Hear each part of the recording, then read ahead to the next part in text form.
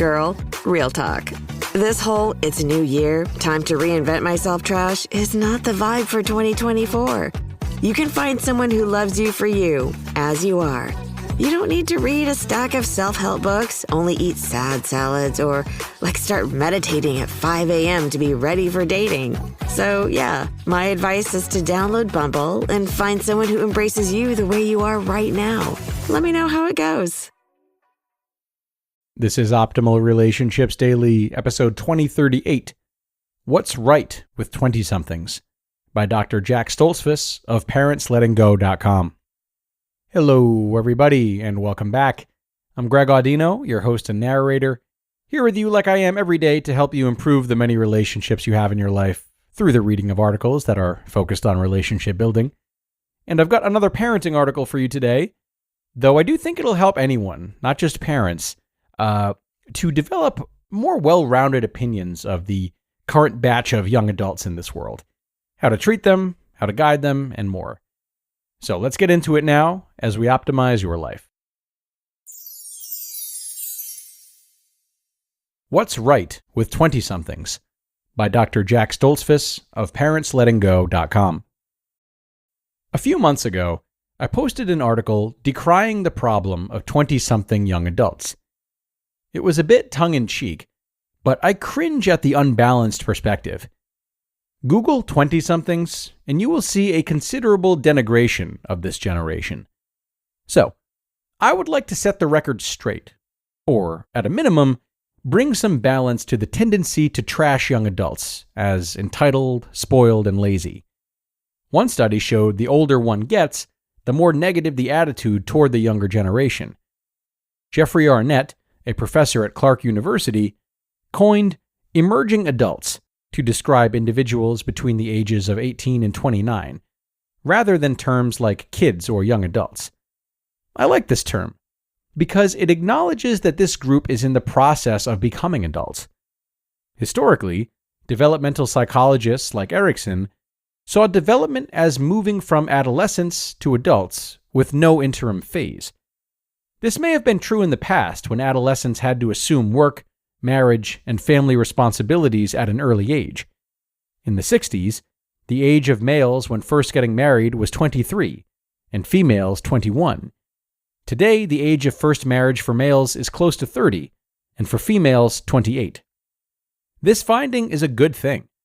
Better to figure out who you are and where you are going in life before settling in with a partner. We also know from recent brain research that the executive function responsible for reasoning continues to develop into the mid-20s. So, let's give these emerging adults some credit for not getting married in the early 20s with half a brain, as some of us did.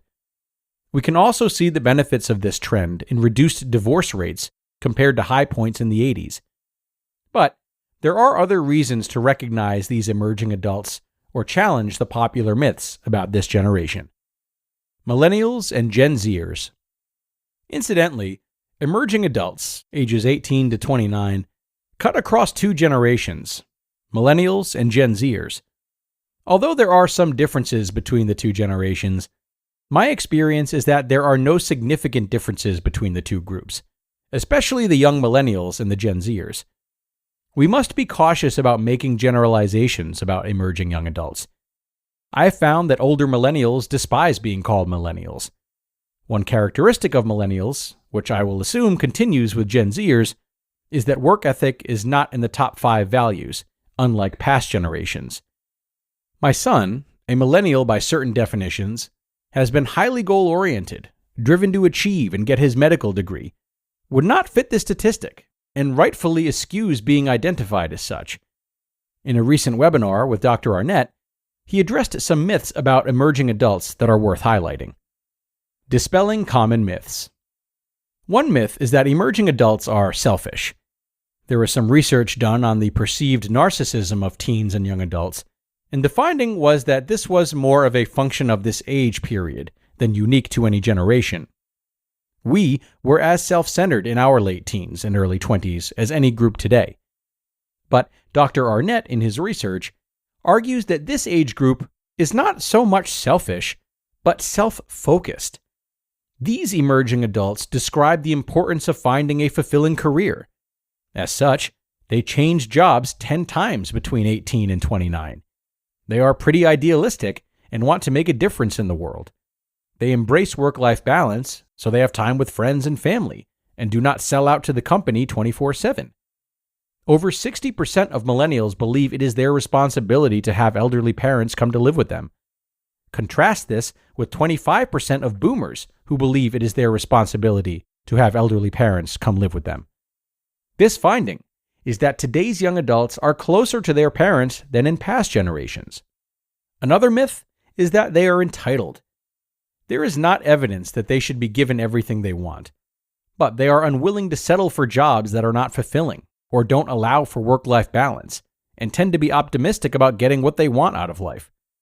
These emerging adults are optimistic about the future, even though current economic, social, and political challenges exist.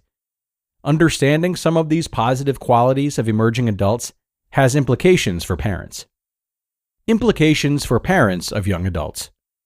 First, it's essential to maintain a sense of perspective or balance, and not slide into stereotypes about this or any generation. When considering our emerging adults, find positive qualities, attitudes, and behaviors that can be recognized and affirmed. By the way, even though you may read specific statistics regarding this generation, good or bad, understand that you cannot apply or assume that this relates to your adult child. To do so is not only statistically incorrect, it shows insensitivity to your son or daughter's uniqueness. Second, we need to guard against the confirmation bias tendency to just look for something that may reflect our negative beliefs about our emerging adults. We need to raise our antenna for their positives and acknowledge and affirm these. By doing this, we elevate these qualities in a way that can lead to greater expression by them. By focusing on our emerging adults' negatives, we can inadvertently reinforce these tendencies as these young adults may rebel or resist our characterizations. Finding fault is less likely to help our young adults move forward constructively than finding the positive attitudes, values, and behaviors we would like to see. Incidentally, research on this group tends to support the belief that this generation, ultimately, is striving for the same things we pursued: career, marriage, family, and home ownership. They're just taking a little longer to get there.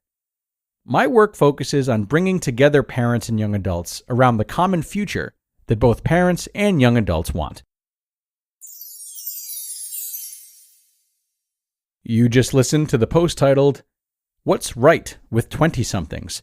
by Dr. Jack Stoltzfus of ParentsLettingGo.com. Girl, real talk. This whole "it's a new year, time to reinvent myself" trash is not the vibe for 2024. You can find someone who loves you for you, as you are.